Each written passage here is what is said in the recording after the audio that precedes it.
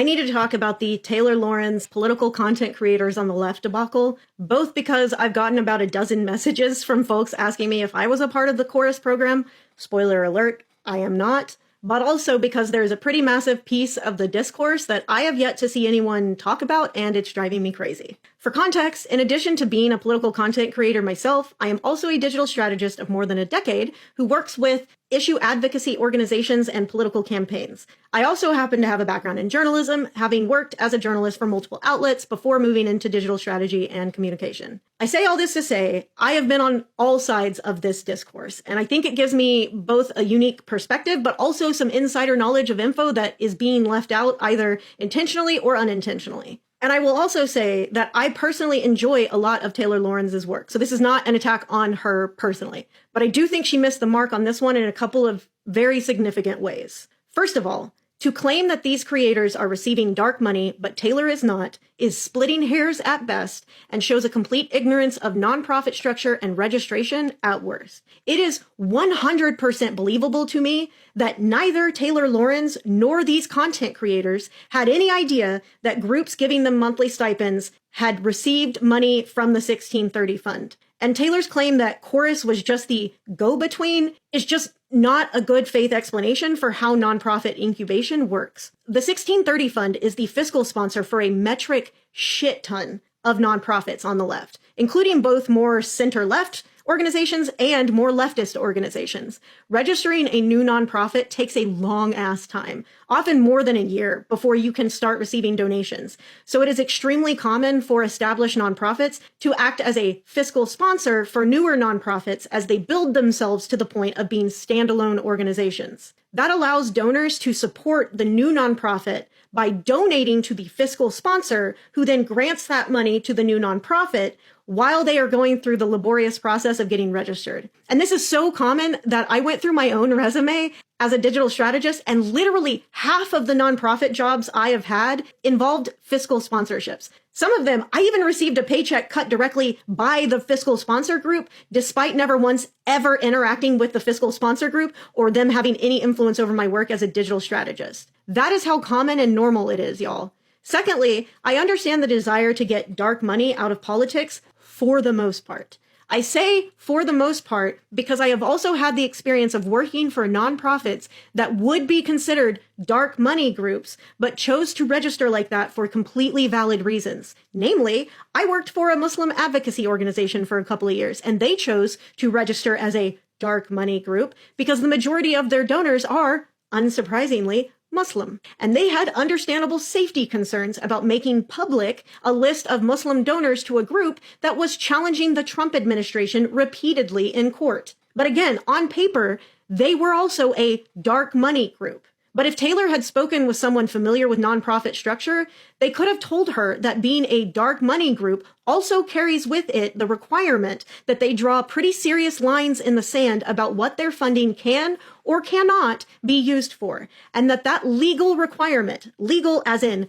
required by the fucking federal government, accounts for some of the contract stipulations that she is implying were nefarious. That's because dark money groups are registered as 501c4s. When most people think of nonprofits, what they are picturing is a 501c3, where any donation you make to them is tax deductible, and they have pretty significant restrictions on how and when they can be involved in any political advocacy at all. In contrast, 501c4s are political advocacy organizations. Donations to them are not tax deductible, and importantly, they can do political advocacy, they can criticize sitting elected officials, and they can educate voters, but they cannot directly campaign for particular candidates, period. This may seem way down in the weeds, but it is really important because it explains the biggest example that Taylor gave for why she thinks Chorus is bad. If the content creators involved with Chorus went on to use the stipend they receive to fund content directly advocating for or against candidates for office, the entire organization's nonprofit status could be put at risk. It could literally tank the whole program. I imagine that is why Chorus told creators that they, and I'm quoting Taylor's article here, quote, are not allowed to use any funds or resources that they receive as a part of the program to make content that supports or opposes any political candidate or campaign without express authorization from Chorus in advance and in writing per the contract. That doesn't mean that they're trying to protect establishment politicians or whatever the fuck she's trying to imply. Because based on her own description of the contract, it is also saying they cannot create content using those resources and funds in support of those establishment candidates. And there's a reason why it says they can't use the funds/resources from Chorus, but does not say that they can't make the videos full stop. They're trying to protect their own nonprofit status, y'all, so that they can keep doing this program. Those content creators can still make those videos, whatever fucking videos they want. They just can't use the resources that were given to them by Chorus for that explicit purpose. Finally, Taylor quotes Keith Edwards, another content creator who isn't a part of Chorus, as saying, quote, "What I don't understand is why wouldn't you just donate to creators directly who have already built something and just need to put gasoline on the fire?" And look, I genuinely have absolutely nothing against Keith Edwards at all. I like his content. I do, as a former journalist, think it's a little gray area that Taylor didn't disclose her pre-existing and clearly very friendly relationship with Keith Edwards, who she has created content with multiple times in the past, like he's been a guest on her podcast a bunch. But I genuinely don't think he's done anything wrong here. But his suggestion that donors simply give money directly to pre-established creators is both wrong and a reflection of his own privilege and blind spots as a creator, which, to be clear, we all have. There is a reason why most established, well-known political content creators are cisgendered, able-bodied white men, regardless of whether they are center-left, progressive, or legitimately leftist. Creators who are black or brown, are queer or trans, are disabled, or are women have a much harder uphill climb to establish themselves as creators.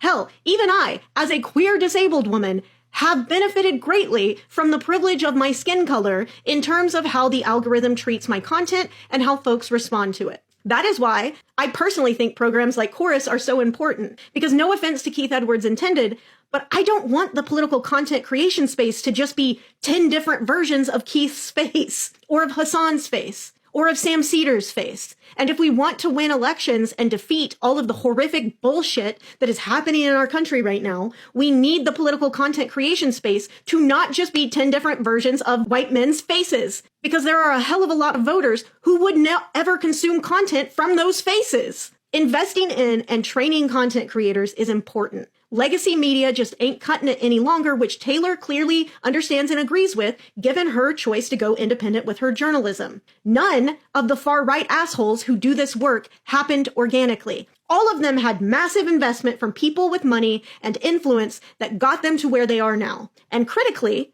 the alt-right pipeline exists and is functional because content creators further down the pipeline don't spend all of their time talking about how dog shit the creators earlier in the pipeline actually are for not being further right with their politics or further down the pipeline. They understand that they all have their place in that pipeline. But here on the left, we just cannot stop attacking one another. And frankly, I am fucking sick of it. Especially when I know that part of the reason those videos are so goddamn constant from both sides of the divide, both liberals and leftists, is because the algorithm rewards interpersonal conflict. And when the algorithm rewards interpersonal conflict, the creator makes more money. So let's not fucking pretend that all of the rest of us outside of the 1630 fund are somehow immune to the influence of algorithmic financial incentive on our content. Because that would be bullshit. That's not how human brains work. And we all have to pay our rent also. I am not out here caping for Democrats. I will not ever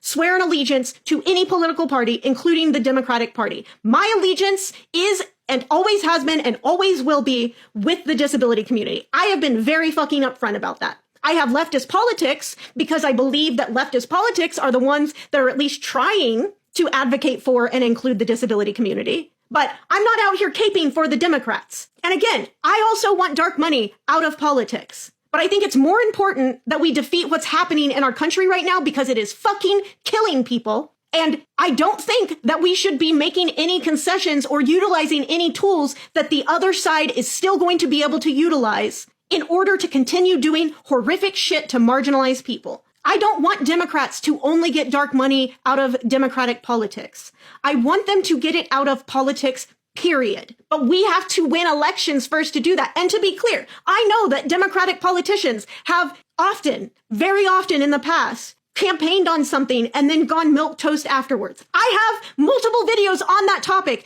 criticizing specific Democrats for doing exactly that, including people in the US Senate right now. But I want us to get these fuckers currently in office, currently in the White House out. I want us to get things safer for marginalized people. And then we can pivot to bullying the absolute fuck out of any politician on the left who doesn't support our push to get dark money out of politics. But you can't put the cart before the horse. And you can't demand that Democrats win elections and also demand that they play with one arm tied behind their back. Anything that the right does right now, the left needs to see as fair game. Because simply holding ourselves up as the moral standard for how politics should be isn't going to fucking do anything. It isn't going to win elections, and it certainly isn't going to protect marginalized people. I believe we should be using all of the tricks right now, including the dirty ones, frankly. But in this instance, I don't even think it's a dirty trick. I think it's just how fucking nonprofit structure works, you guys. This is making me feel insane